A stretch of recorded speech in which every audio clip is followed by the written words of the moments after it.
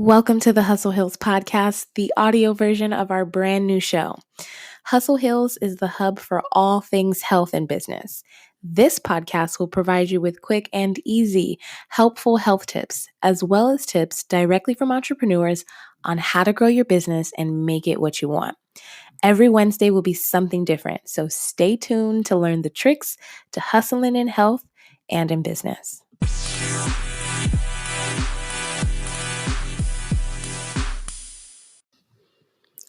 Welcome to the first episode of the Hustle Hills podcast. I am Cindy Kimakalum, your host, the Director of Operations at Conejo Valley Transit, and today we're talking about the Myer-Briggs Personality Test. So I recently took this test, and all the individuals in my organization took this test, and I just found out today that my negotiations professor at the Santa Barbara and Ventura Colleges of Law also took this test a couple of years ago.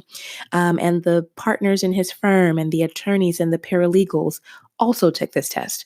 And so the test is really a great tool to kind of see how all the individuals within your organization or your friends or your family, how they fare in terms of personality and really kind of, inform your communication style because everybody's different and everybody has, different components. So it's really, really cool. I'm going to do a general broad overview of what the test is, what you can expect, and then we'll do a little bit of a deeper dive and I'm going to tell you guys why I think it's really a great tool by the end of this podcast. So let's get started. The Myers-Briggs Personality Test is an introspective, self-reporting questionnaire that focuses on how we make decisions and how we perceive the world. So those are really important things to note.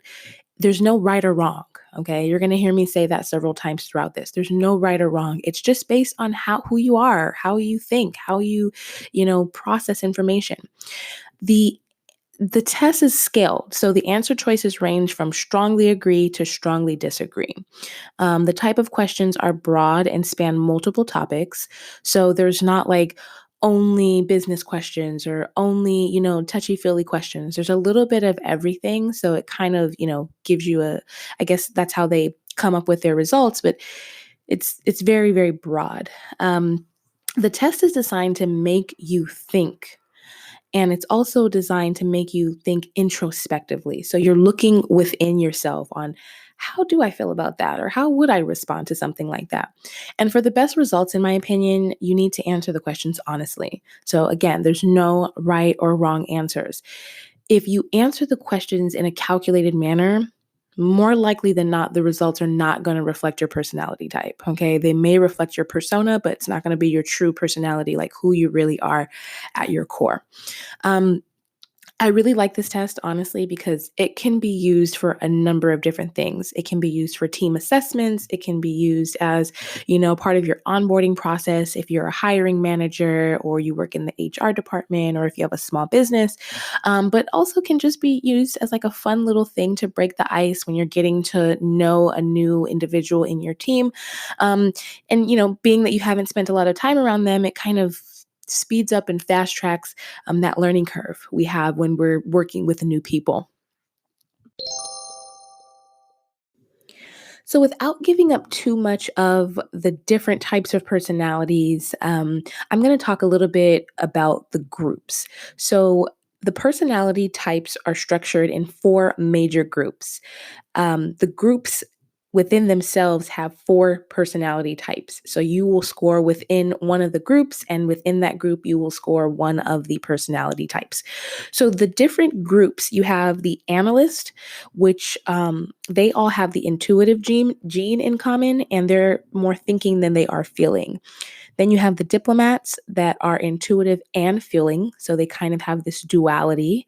You have the sentinels that are judging and observant, and the explorers. The explorers are observant and prospecting. So based on how you score, you'll fall within one of those groups, and it'll give you what I really love about this test is it's going to give you a breakdown of how you fare in different categories. So it'll mention your workplace habits, which if you're using this for business purposes, I really encourage you to take a look at the workplace habits. It's not only going to help you as an employee, but if you're an employer, it's going to give you a look into each individual's different skill sets and where they fare the best. Okay. It also can help in deciphering delegation of tasks. So, this is a huge thing, especially for small business owners. Um, and I kind of have experience with this, myself. When you're running a business, you have to delegate in order for you to be able to get work done. You can't handle and hoard all the work and have your employees doing busy work. At some point you're going to have to put them on projects or assignments, but how do you know which ones? Now you can go based off of your gut, which sometimes may be wrong. And in my case, most of the time, they were wrong. I gave this person a task and I thought, well, they should be able to handle this, but maybe it didn't really line up with their interest or their skill set. So the workplace habits is a great place to kind of look at to key in what these individuals how they function as managers, as team players, etc. It'll also give you a look at some other type of roles, so in relationships, in friendships, etc., etc., etc.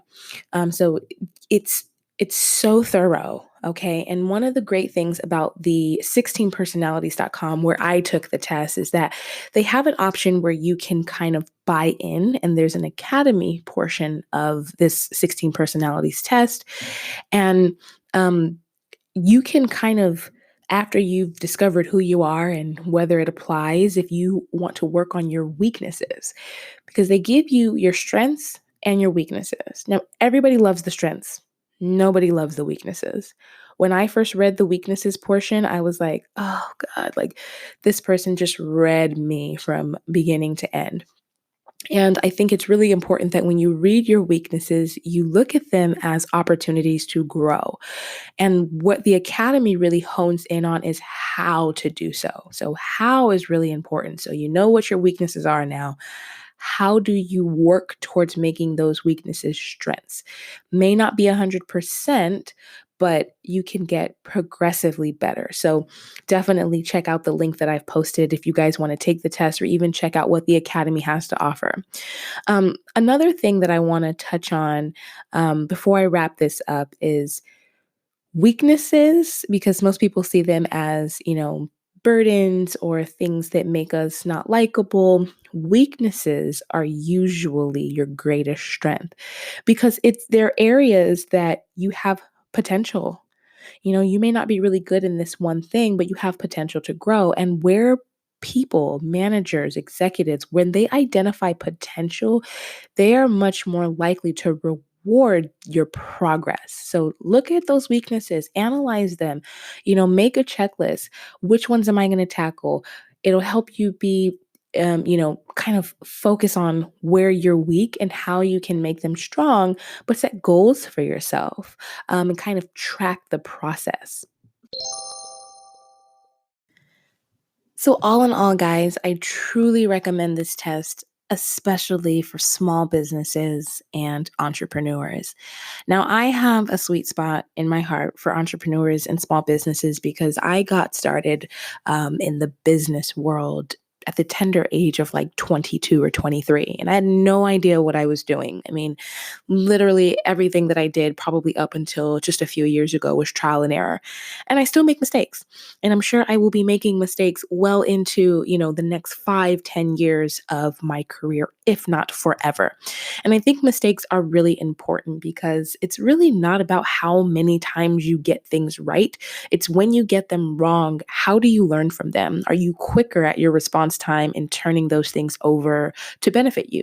So as an entrepreneur, a lot of times you're wearing multiple hats, you're doing a number of different things. And when you score gold and you get an employee that just understands you and has the work ethic and is dedicated and reliable, and they're, all of these things that you want, it's really important for you to not only invest in getting to know who that employee is, or who that coworker is, or who that partner is, knowing how to communicate with them more times than not based on their personality, because I am, a very direct communicator, and that doesn't really go over well with everybody. There are different personality types that they don't like the direct approach. I think the personality test definitely helps us with empathy.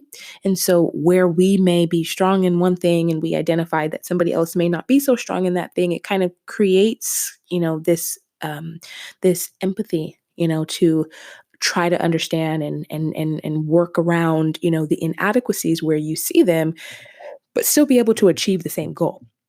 So I really want entrepreneurs, small business owners, and even if it's just something that you want to take in your spare time or you're in school and you want to share it with your friends, take the test. It's free. Like there's no reason to not take this test. And I guarantee you, if you're anything like me, I was obsessed. Like the week to 2 weeks after I took the test, I kept reviewing my results and picking it apart and underlining and summarizing all these things that I had just learned about myself, which I already knew. It was just very fascinating that somebody else was able to kind of package me into this, very broad and very general personality type. But a lot of the things were like, that's me. And I'm sure that if I got a different personality type, some of the things may still have resonated. But I think by and large, if you answered the questions, in instinctively, then the results will definitely yield a great, result in terms of how you should kind of look at things. Um, as an onboarding process, I think it's a great way to break the ice. And I said this earlier in the podcast, but it's a great way to break the ice and get to know the person on the other side. One thing that I've learned, especially as a young entrepreneur, is that when somebody comes in and they're working for you or they're doing their orientation or their training, they're sizing you up the same way you're sizing them up. Yeah, you had an interview and they killed the interview and they answered all the questions right and they got all their documents in and they passed the drug test and yada yada yada and they did all these things, but they're still, flying by the seat of their pants, trying to get to know you and what you expect and what they can get away with. And so this is a great opportunity to open up dialogue before you really get into the nitty gritty of work and what is expected of them. So try it. Just try it out. You can go to 16personalities.com. There is a link in the description of this podcast. Click on it, take the test. It's free. If you love what you see at the end of it, create a profile, join into the academy.